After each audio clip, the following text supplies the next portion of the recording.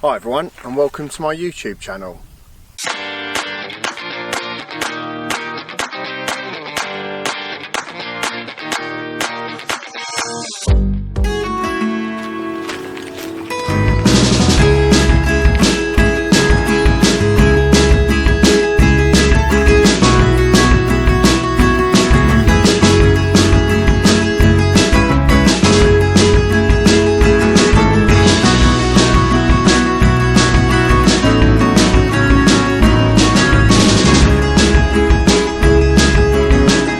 I'm just over here at Tollesbury today for a afternoon shoot at one of the ships that's anchored up here.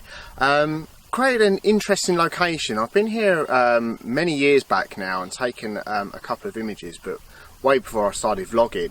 But it's a lovely area. It's a salt marsh area, and obviously with all the little inlets of the water coming into this area at high tide, which hopefully is in about sort of 2 hours time, we'll create some sort of interesting images today.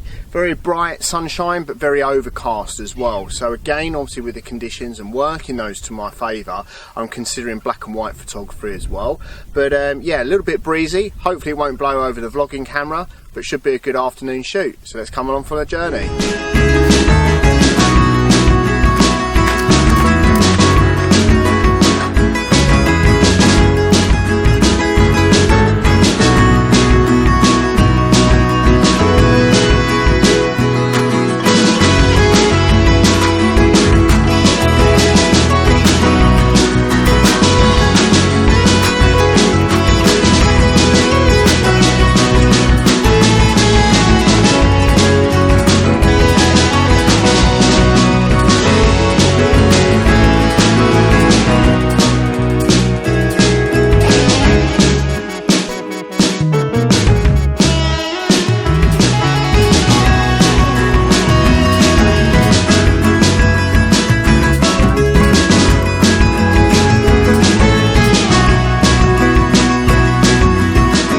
Camera set up straight away now, and I've got a really interesting composition. As the path leads round, it's creating a lovely S-curve throughout the image, leading up right up to the boat that's here.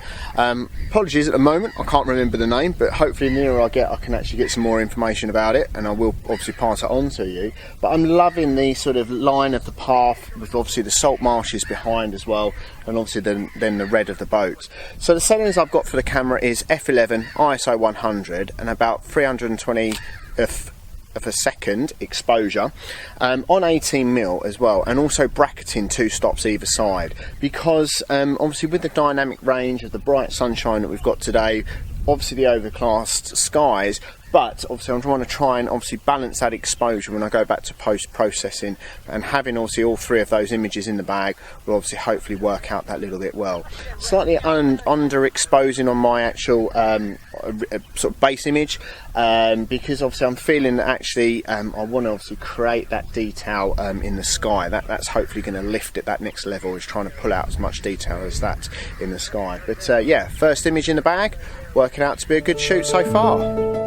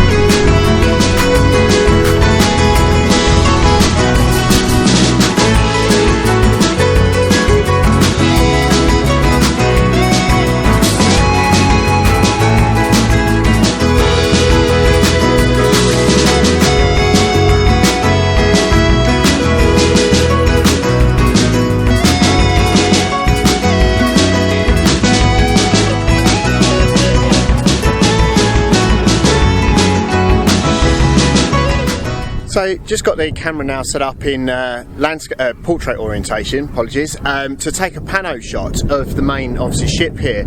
Come along one of the little footpaths. A little bit concerning that there's quite a few little shells of crabs around here, so maybe in high tide this does get covered over with seawater, so I'll make sure that I'm not on this part and get wet feet for the drive home. However, back to the photography, as I say, got a obviously pano image of the main ship here, with obviously all of these inlets of the gullies where the water obviously will fill up at high tide. Obviously the tide's out at the moment, luckily, but it's creating lovely reflections, and I think with obviously the reflections of the sky and the sky as well in the black and white format will work out really quite interesting.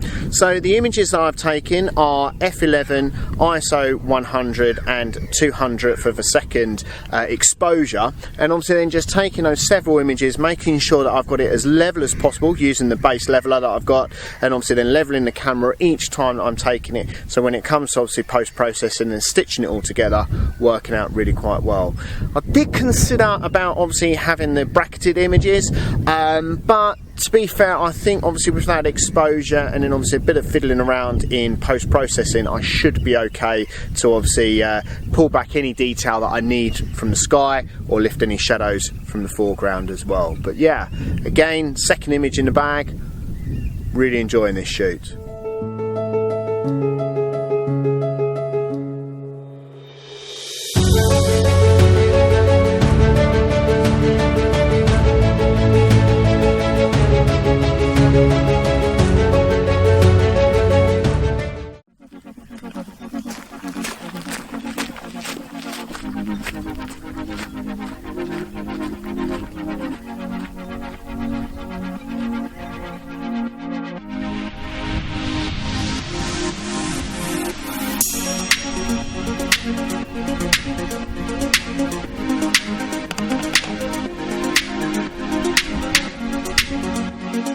So I've just been having a look around the boat here. It's an actual training venue for sort of like a kids' youth centre, etc. So yeah, quite an interesting boat itself.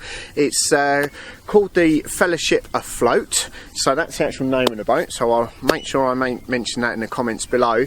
But yeah, interesting boat itself. Obviously it's got the lighthouse on it, and obviously it was one of the marker boats obviously within the area at some point, I believe. But image wise, I don't think it's working at the moment, and the reason why it's not working in my opinion at the moment is because we're still waiting for the tide to come in a bit. If I got closer and obviously took some images of the boat now, you've obviously got all of the draping ropes, etc., and everything else that you don't necessarily want to see within the image, and rather than obviously messing with the image as such, or cloning a lot of that out in post-processing, I don't necessarily want to do that. So yeah, time today is a little bit on my side. We're about sort of give or take hour and a half or so away from sort of the higher tide, or high tides in about sort of 2.5 hours. But yeah, hopefully within that time frame I'll be able to capture an image of obviously the boat, the kind of one that I had in my mind. However, in the meantime though, not to waste any time with photography, there's a number of little boats here, little dinghies, etc., that are going to hopefully make some interesting compositions. And obviously having the 18 to 135 lens on, also in my backpack I've obviously got the 70 to 300 lens on as well, to obviously then hopefully pick out some of those details of some of the interesting boats and shapes, etc., around here. So yeah, still making best of the time that I've got coming out on this trip today.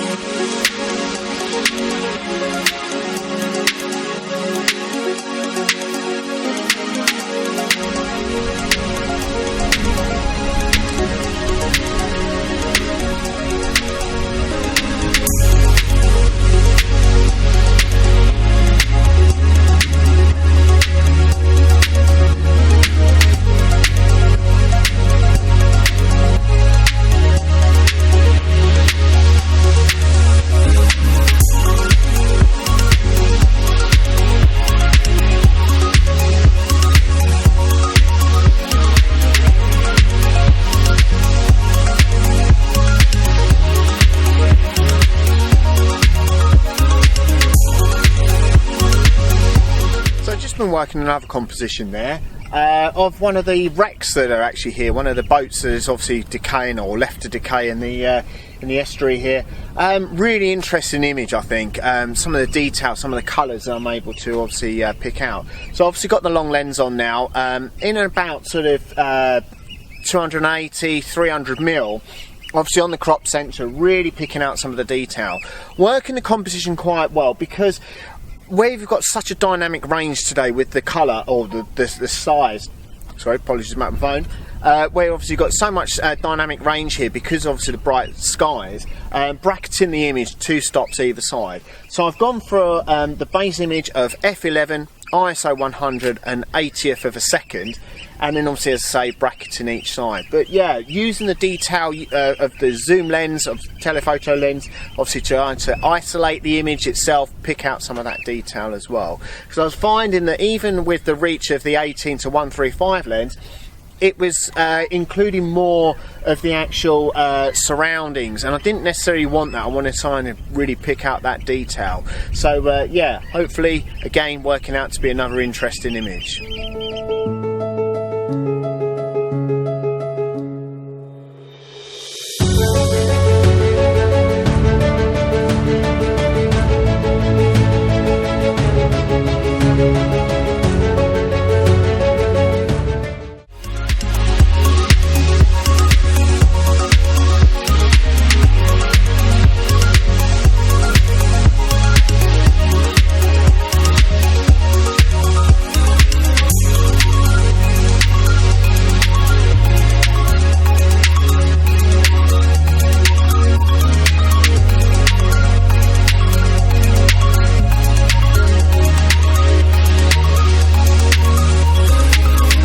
So I've just got the final image set up here of the boat, just waiting for that tide to come in that little bit more. Yeah, it's coming, it's not high tide, it's still sort of about half hour away from being high tide. However, I think I still like the composition as it is. I don't necessarily want the water in too much. I still want some of obviously the mud flats that are here, the salt marsh bits, but yeah, hopefully working out quite well. Bracketing the image, but I've got the base image of f11 ISO 100 and about 1/60th of a second, and bracketing 2 stops either side. The composition that I've gone for has not included the top part of the mast here on the boat. Now, when I try to recompose it, either move in a bit further away, I lose the detail in the foreground, or lose the water that sort of come in here as well. So it's a bit of a trade-off. I don't want to go, obviously, swap over to the 10 to 18 mil lens that I've got on the Canon 600D. Yeah, I'm not really fussed about that, but it's just one of those things. It's a bit of a compromise, I know, but yeah, just one of those things. But hopefully, image-wise, working out really quite well. While I've been sort of waiting for the tide to come in a little bit, I've been playing around with the camera in aperture priority mode, funny enough, taking several different images, different compositions as well. Yeah, obviously non-traditional landscape images, shall I say, things that I don't necessarily get the time to do when I'm out at other locations, but luckily enough today I've had a little bit more time and been able to sort of actually take those other images, which I'll leave for you at the end of the vlog. But today worked out really quite well. Really enjoyed coming here. I think it's really going to work well for maybe a winter sunrise shoot, because obviously maybe the orientation that I'm at now, looking at obviously the boat, can obviously get the colours in the sky as well for a sunrise. It's not too far from where you can park the car, so yeah, the only disadvantage is about an hour or so drive from home, but that's just the way it is. Hopefully for a sunrise shoot there won't be any traffic around. So yeah, worked out to be a really enjoyable shoot today, and hopefully you've enjoyed it as well. If you have, please make sure you leave it a comment and also give it a thumbs up as well. And if you haven't considered it already, please consider subscribing. But thanks a lot for watching, and until next time, take care.